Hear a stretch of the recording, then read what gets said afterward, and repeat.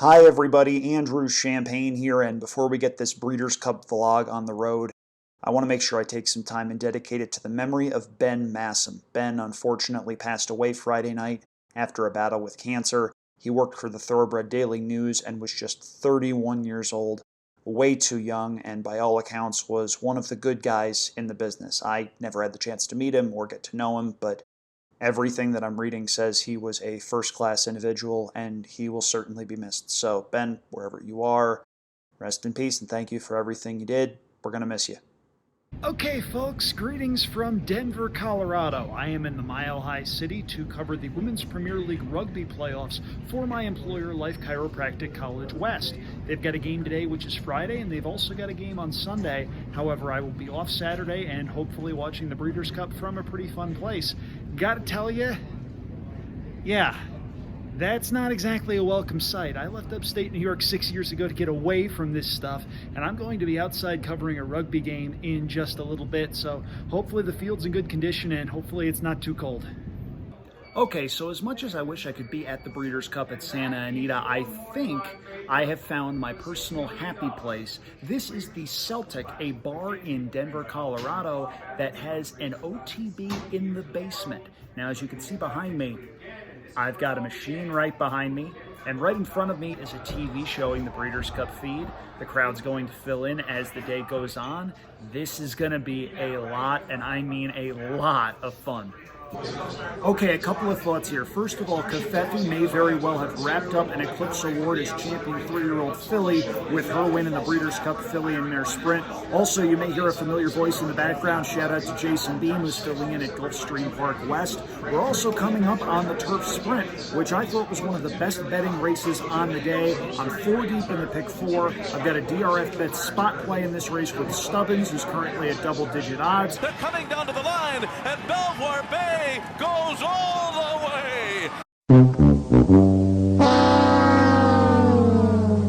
Okay, so I'm going to be calling a little bit of an audible here coming up in the Breeders' Cup filly and mare turf. I like Sister Charlie looking at the race, and she may very well still win, but speed is king, or in this case queen, at Santa Anita right now, and as a result, I'm going to go elsewhere with a little bit of a stab. And I take a look up at the board right now, and number 1 Iridescent is 13-1, despite doing her best running on firmer turf courses and getting Lasix for the first time. Simply put, I think that's way too big a price, and I'm going to need to have a couple of bucks on her. Iridescent has taken the lead. Vasilika fights her. Not today for Sister Charlie. It will be Iridescent to win for Joseph O'Brien and Wade Lorden.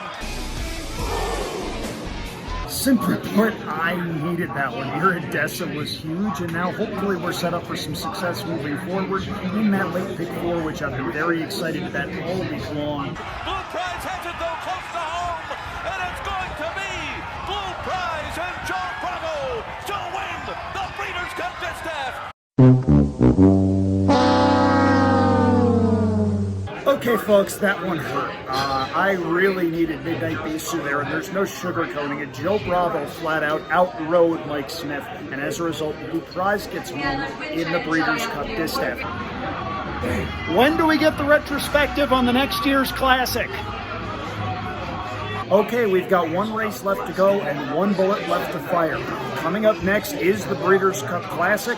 We've got a field of 11 signed on, and I'm going to take the odds on Vino Rosso. I'm also going to use a late on top in exactas because I think she's a dramatic overlay right now at 9-1. She was actually double digits when betting open, so hopefully we can get a little bit of a price home here in the nightcap. Vino Rosso has taken the lead, and it's a vintage performance by Vino Rosso in the Breeders' Cup Classic.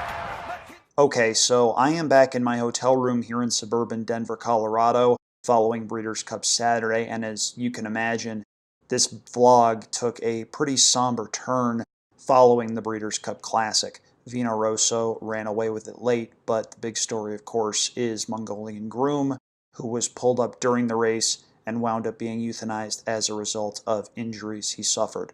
Sincerest condolences, of course, go out to the connections and fans of the horse. It's never an easy thing to deal with, and it never gets easier no matter how many times you deal with it. The answer to any question that you could ask me with regard to this situation and others like it is I don't know. To be honest, I don't have a script in front of me right now. This is just me shooting from the hip on this.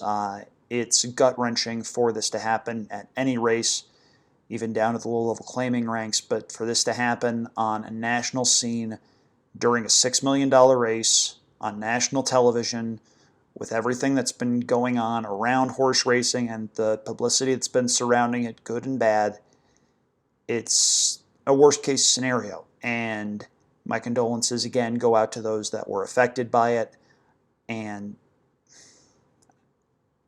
other than that, I've got nothing. From a wagering standpoint, it wound up being a pretty good day for me due to Iridescent and Vino Rosso, but between Mongolian Groom and Ben Massam, it doesn't matter. It really doesn't. It seems wholly unimportant, and I debated potentially scrapping this entire vlog, but I figured I owed it to the sport that I love very much to push ahead and keep going. So hopefully you enjoyed what I put out there, even in the midst of unimaginable pain for a lot of people. Special thanks go out to the Celtic in Denver, which is a tremendous place to watch a race. Good food, too. It was a lot of fun, great atmosphere. If you're in the area, I highly recommend it. Special thanks to Jonathan Horowitz for the tip-off on that. Really appreciate it. And Jonathan, I owe you one if I ever get back to Denver or if you get into the Bay Area. I'm Andrew Champagne signing off. Thank you very much for watching. If you like my content, by all means, feel free to subscribe. If you'd like to see something or if you have a question, DM me on Twitter at @AndrewChampagne. My DMs are open. I see everything that comes in, and I respond to everything that comes through and gets in front of me. So don't be a stranger, and if you'd like to see something, by all means, let me know.